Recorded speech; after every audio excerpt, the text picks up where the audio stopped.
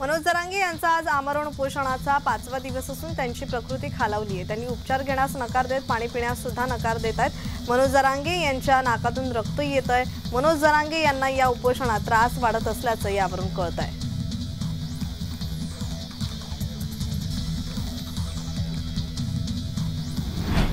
अहमदनगर शहरात मराठा समाजाच्या वतीने रॅली काढण्यात आली, तर ज्यांनी बंद नाही पाळला त्यांना गुलाबाचे फूल देऊन बंद करण्याचं आवाहन करण्यात आलंय।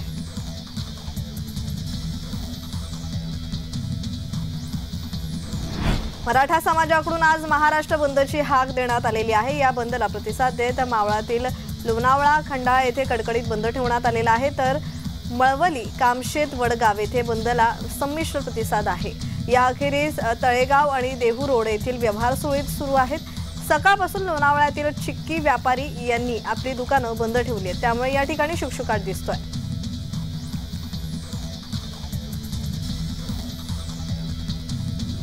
छत्रपती संभाजीनगरमध्ये मराठा समाजातर्फे सरकारचा निषेध करण्यासाठी क्रांती चौकात आंदोलन करण्यात आलं। सरकारने मनोज जरांगे यांच्या मागण्या संध्याकाळपर्यंत मान्य कराव्यात, नाहीतर रस्त्यावर उतरू असं यावेळी इशारा दिलेला आहे।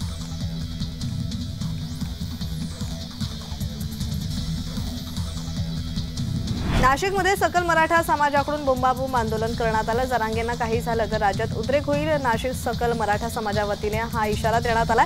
तर आंदोलन दरम्यान सरकारच्या विरोधात जोरदार घोषणाबाजीही करण्यात आली आहे।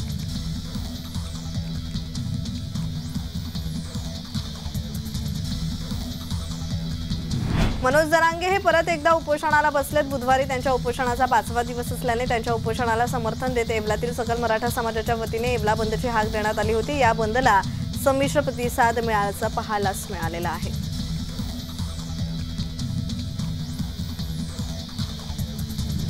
सगळे सोयरेच्या अध्यादेशाचे कायद्यात अधिसूचनेचं कायद्यात रूपांतर करण्यात यावं अशी मागणी त्यांनी केली आहे। बुधवारी मनोज जरांगे पाटील यांच्या उपोषणाचा 5वा दिवस आणि या अनुषंगाने सकल मराठा समाजाच्या वतीने महाराष्ट्र बंदची हाक देण्यात आली। यासाठी छत्रपती संभाजीनगर जिल्ह्यातील सोयगाव शहर, छत्रपती संभाजीनगर तालुका, त्याचबरोबर वैजापूर तालुक्यात येथून महाराष्ट्र बंदच्या हाकेला पाठिंबा देण्यात आलेला आहे आणि हा बंद शांततेत पाळण्यात यावा असं आवाहन करण्यात आलंय।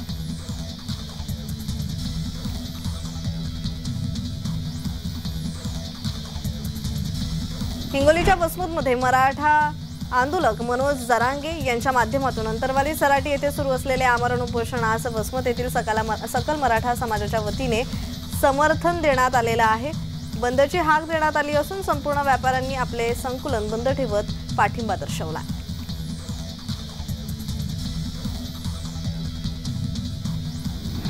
मराठा आरक्षणासंदर्भात सगळे सोयरेच्या अधिसूचना मसुद्याचं कायद्यात रूपांतर करा या मागणीसाठी मनोज जरांगे यांचे अंतरवाली सराटी या ठिकाणी उपोषण सुरू आहे। 4 दिवसांपासून सुरू असलेल्या उपोषणाला आता पाठिंबा म्हणून मराठा समाजाकडून बीड बंदची हाक देण्यात आली आहे। मराठा समाजाच्या प्रश्नाकडे सरकारने गांभीर्याने लक्ष देण्यासाठी बीड जिल्हा बंदची हाक देण्यात आली आहे। बीड जिल्हा शांततेत बंद करण्याचं आवाहन सुद्धा करण्यात आलं आहे।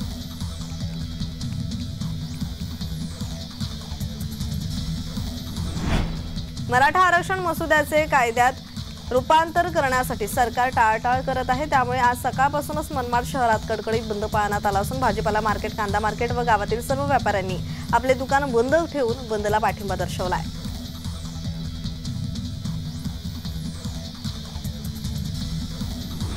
वसंत पंचमी निमित्त पंढरपूरच्या मंदिरात विठ्ठलाचा आणि रुक्मिणी मातेचा विवाह सोहळा संपन्न झाला। या पंढरपुरात वाजत गाजत सोन्याचे बाशिंग लगीन देवाचं लागलं अशा गजरात देवाचे लग्न लागले। यावेळी हजारोच्या संख्येने मंदिरात आणि मंदिराबाहेर भक्तांनी गर्दी केली होती।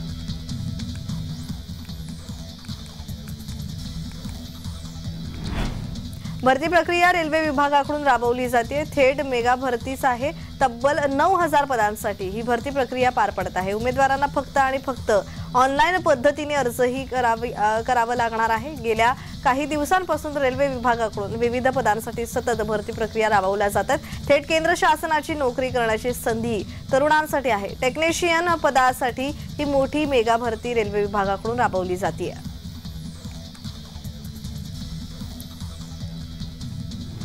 नवी मुंबईतील वाशी येथील धान्य पुरवठा कार्यालयात धार्मिक पूजा करण्यात आल्याचा आरोप रिपब्लिकन सेनेतर्फे करण्यात आलाय।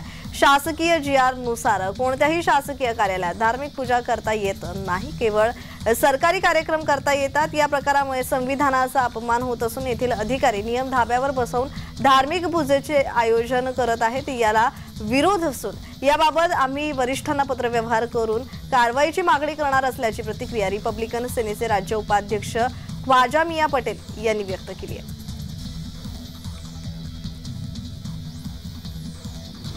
लाचलुचपत प्रतिबंधक विभागाकडून माझ्यावरती दाखल झालेला गुन्हा हा चुकीच्या पद्धतीने नोंदवला गेलेला आहे। मला न्याय मिळावा यासाठी मी उच्च न्यायालय, सर्वोच्च न्यायालयात जाणार असल्याची भावना श्री उबाठा गटाचे राजन साळवी यांनी व्यक्त केली आहे। मुंबई उच्च न्यायालयात राजन साळवी यांच्या कुटुंबाला अंतरिम जामीन मिळाल्यानंतर त्यांनी एसीबीच्या कारवाईवर तीव्र नाराजी व्यक्त केली आहे।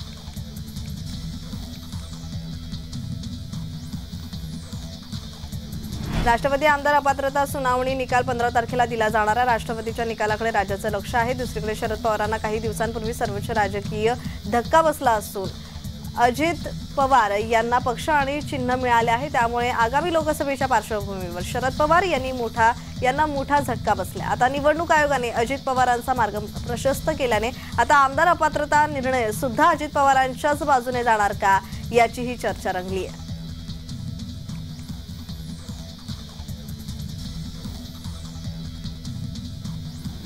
पक्ष नाव आणि निवडणूक चिन्ह अजित पवारांना बहाल करण्याच्या केंद्रीय निवडणूक आयोगाच्या निर्णयाला राष्ट्रपतीने सर्वोच्च न्यायालयात आव्हान दिले। केवळ विधिमंडळातील बहुमताच्या आधारावर पक्षावर हक्क सांगता येत नसल्याचा दावा राष्ट्रपतीने केला आहे।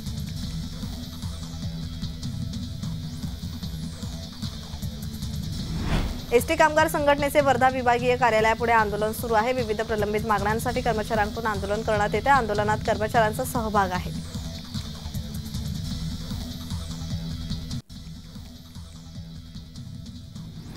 वसई भाईंदर रोरो सेवा जेटीच्या अपुऱ्या कामाअभावी अनेक वर्षांपासून रखडली होती। आता जेटीचे काम आणि इतरही आवश्यक तयारी पूर्ण झाली असल्याने येत्या शुक्रवारपासून सेवा सुरू करण्याचे सागरी मंडळाकडून निश्चित करण्यात आले। या महत्त्वपूर्ण प्रकल्पाचं उद्घाटन केंद्रीय बंदर विकास मंत्री सर्बानंद सोनोवाल यांच्या हस्ते पार पडणार आहे। रोरो सेवेमुळे वसई ते भाईंदर प्रवास सध्याच्या 1 तासावरून अवघ्या 15 मिनिटात होऊ शकणार आहे।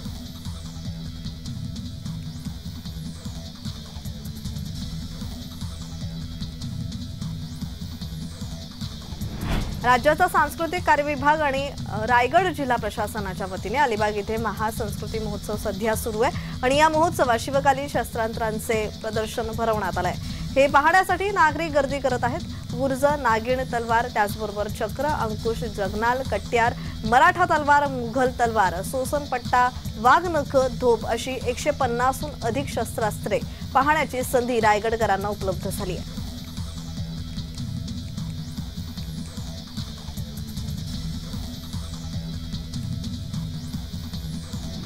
राज्य मागासवर्ग आयोगाचे सदस्य चंद्रलाल मेश्राम यांना आयोगातून वगळण्यात आले। आयोगाचे अध्यक्ष माजी न्यायाधीश संदीप शुक्रे यांच्या अध्यक्षतेखाली हा निर्णय घेण्यात आला आहे।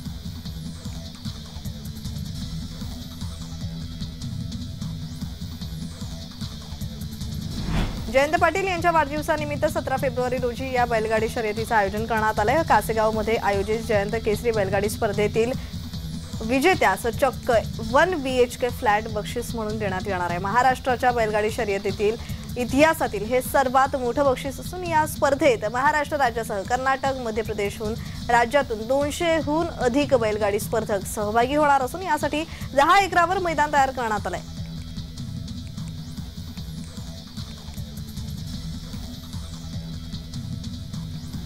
नाशिकमध्ये लवकरच संस्कृत विद्यापीठ सुरू होणार आहे। नाशिकमध्ये संस्कृत विद्यापीठ सुरू करण्यासाठी केंद्र सरकारने मंजुरी दिल्याची माहिती खासदार हेमंत गोडसे यांनी दिली आहे। सुमारे 100 एकरमध्ये संस्कृत विद्यापीठ होणार आहे। नाशिक जिल्ह्यातील वेगवेगळ्या भागात जागा पाहण्याचे काम सुरू आहे आणि या विद्यापीठात विविध भारतीय संस्कृती आणि संस्कृत विषयावर विद्यार्थी अभ्यास करू शकणार असल्याची माहिती मिळते। लवकरच जागा निश्चित करून विद्यापीठाचे काम सुरू होण्याची शक्यता वर्तवण्यात येते।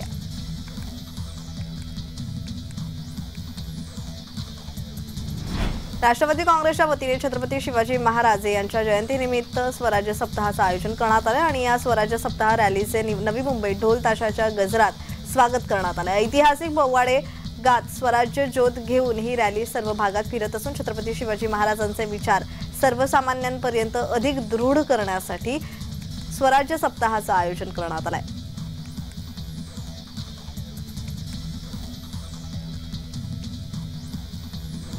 मनमाडच्या श्री नीलमणी गणेश मंदिरात माघी गणेशोत्सवानिमित्त 221 किलो बुंदीच्या लाडूचा महाप्रसाद वाटण्यात आला। मनमाड शहराचे आराध्य दैवत व नवसाला पावणारा गणपती म्हणून पंचक्रोशीमध्ये प्रसिद्ध आहे। श्री नीलमणी गणेश मंदिरात 1997 पासून सलग 28व्या वर्षी माघी गणेशोत्सव साजरा करताय।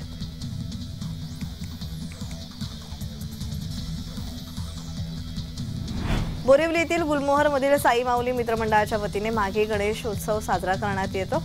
मोठ्या धूमधडाक्यात आपल्या लाडक्या बाप्पाचं आगमन करण्यात आलं।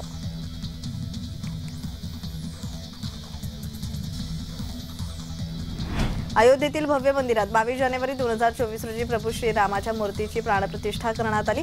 त्यानंतर मंदिर भाविकांना दर्शनासाठी खुलं करण्यात आलं। देशातील कानाकोपऱ्यातून दररोज लाखो भाविक अयोध्येत दाखल होऊन रामलल्लाचं दर्शन घेत आहेत। अशातच महाराष्ट्रातून अयोध्येसाठी जाणाऱ्या प्रवाशांसाठी आनंदाची बातमी ती म्हणजे जळगाव ते अयोध्या एसटी बस सेवा सुरू करण्यात आली आहे।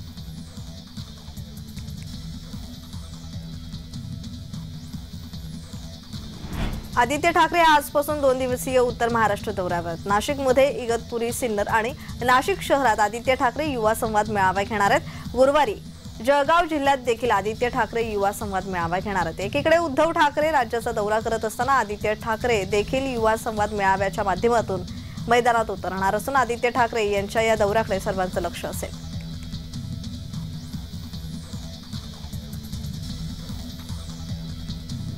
केंद्र सरकारने निर्यात बंदीचा निर्णय घेतल्यामुळे कांद्याच्या मागणीच्या तुलनेत अधिक पुरवठा होत असल्याने कांद्याचे बाजारभाव 4000 रुपयांवरून 1000 रुपये प्रति क्विंटल झालेत।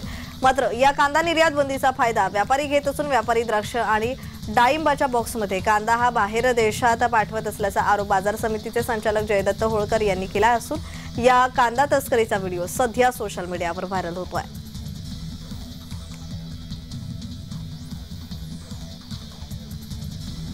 कांदा निर्यात बंदी मागे घेण्याची स्वाभिमानी शेतकरी संघटनेने मागणी केली। कांदा तस्करांवर कारवाई पहिल्यांदाच होते। तस्करांवर कारवाई झालीच पाहिजे, मात्र कांदा निर्यात बंदी देखील मागे घेतली पाहिजे। जागतिक बाजारपेठेत कांद्याला सध्या चांगले दर मिळत आहेत, त्यामुळे निर्यात बंदी त्वरित मागे घेतले तर शेतकऱ्यांना 2 पैसे मिळतील अशी प्रतिक्रिया स्वाभिमानी शेतकरी संघटनेचे प्रदेशाध्यक्ष संदीप जगताप यांनी दिली आहे।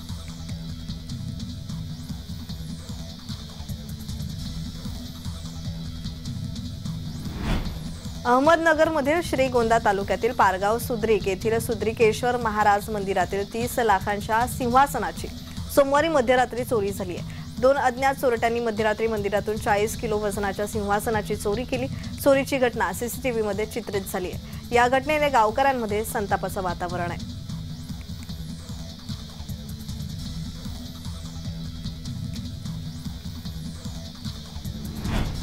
भारताचे माजी कर्णधार दत्ताजीराव गायकवाड यांचं बडोद्यामध्ये निधन झालंय। वयाच्या 95व्या वर्षी त्यांनी अखेरचा श्वास घेतलाय। भारताचा माजी खेळाडू इरफान पठाण यांनी ट्विट करत याबाबतची माहिती दिली आहे। दत्ताजीराव गायकवाड यांनी 1952 मध्ये इंग्लंड दौऱ्यात कसोटीमध्ये पदार्पण केलं होतं। दत्ताजीराव गायकवाड यांनी मुंबई विद्यापीठ आणि बडोद्यात महाराजा सयाजी विद्यापीठाकडून क्रिकेट करिअरला सुरुवात केली होती।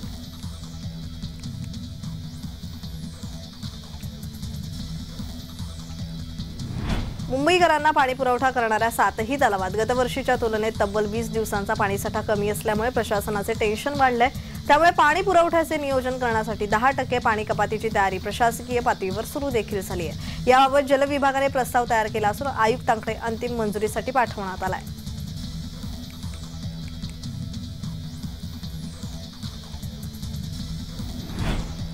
देशातील दुसऱ्या क्रमांकाचे व्यस्त विमानतळ अशी ओळख असलेल्या मुंबई विमानतळावरील विमान वाहतुकीचा ताण कमी करण्यासाठी कंपन्यांनी आपल्या सेवांमध्ये कपात करावी अशी सूचना केंद्र सरकारने केली आहे। यामुळे किमान 40 विमानसेवा रद्द होणार असल्याची माहिती मिळते।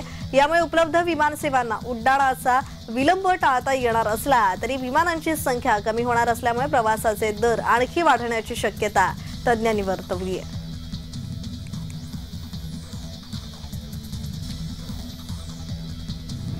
भारताला पहिला विश्वचषक कपिल देव यांनी जिंकवून दिला होता। 1983 साली भारताने विश्वचषकाला गवसणी घातली होती। आता भारताचे हे महान खेळाडू शेती करण्यासाठी उत्सुक असल्याचं दिसतंय, कारण कपिल देव यांनी आता महाराष्ट्रामध्ये शेती करण्यासाठी जमीन विकत घेतल्याची माहिती समोर येते।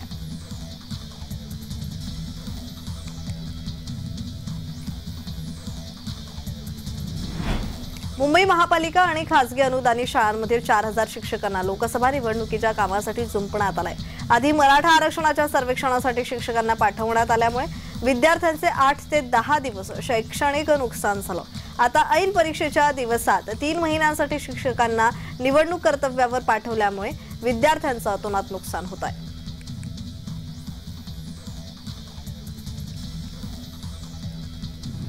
शेतकऱ्यांच्या आंदोलनाच्या पार्श्वभूमीवर हरियाणा सरकारने मंगळवारी 7 जिल्ह्यातील मोबाईल इंटरनेट आणि बल्क मेसेजिंग सेवेवरील निलंबन 2 दिवसांनी 15 फेब्रुवारीपर्यंत वाढवलंय। अंबाला, कुरुक्षेत्र, कैथल, जिंद, हिसार, फतेहाबाद त्याचबरोबर सिरसा येथेही बंदी कायम राहील असं सरकारने एका आदेशात म्हटलंय। दुसरीकडे शंभू आणि खनौरी सीमेवर पोलिसांशी झालेल्या चकमकीनंतर अनेक शेतकरी जखमी झाल्याच्या पार्श्वभूमीवर पंजाब सरकारनं हरियाणाच्या सीमेवर अलर्ट जारी केला।